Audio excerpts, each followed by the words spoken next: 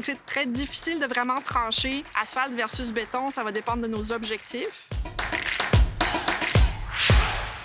Le pavé perméable, ça coûte plus cher, oui, c'est du pavé de béton. Il y a une fondation d'à peu près la même épaisseur que ça devrait être si on faisait juste du pavé régulier. Mais c'est un endroit où est-ce qu'on n'aura pas utilisé de sel de déglaçage. Non, parce que ça ne va pas geler en surface. Donc, ça coûte un peu plus cher, mais l'entretien n'est pas plus cher parce qu'en fait, techniquement, pourrait être un peu moins cher parce que c'est pas la même chose qu'on a sur la surface asphaltique en arrière.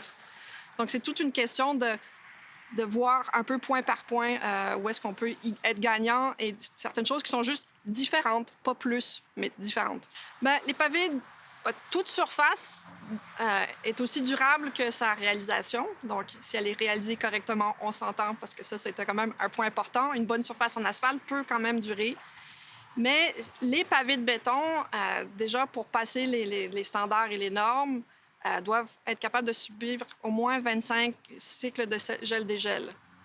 Et donc, c'est un matériau, le bloc de béton est quand même plus durable en tant que l'asphalte, a l'avantage de pouvoir se défaire. Donc, si on a quelque chose à aller vérifier en dessous, on défait notre surface, on fait nos travaux, on remet tout ça en place et ensuite on remet les pavés.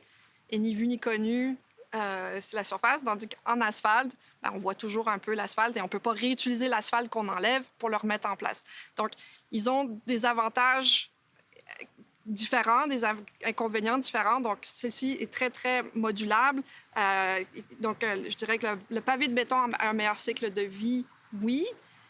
Il y a aussi des bémols au béton. C'est quand même un gros producteur de CO2. Donc, il faut être capable, quand on utilise du béton dans un projet, de le faire de façon pour se dire, OK, si j'utilise du béton, à ce moment-là, qu'est-ce que je fais pour essayer de compenser l'émission de CO2 des pavés, qui est moindre en asphalte.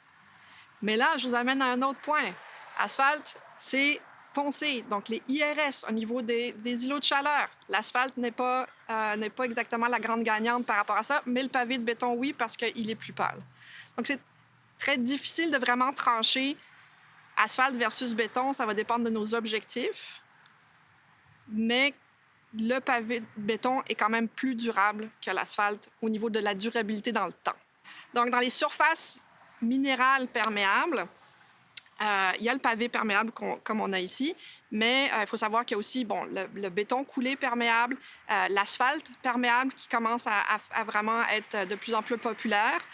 C'est à ses débuts, mais ça revient. Donc, il y a beaucoup de possibilités. Ce qui est important ici, c'était que c'était une surface perméable qui permettait de réduire les volumes de rétention qui étaient nécessaires dans la partie arrière, parce que un pavé perméable peut être son propre bassin de rétention. Donc, il y a un avantage aussi de ce niveau-là.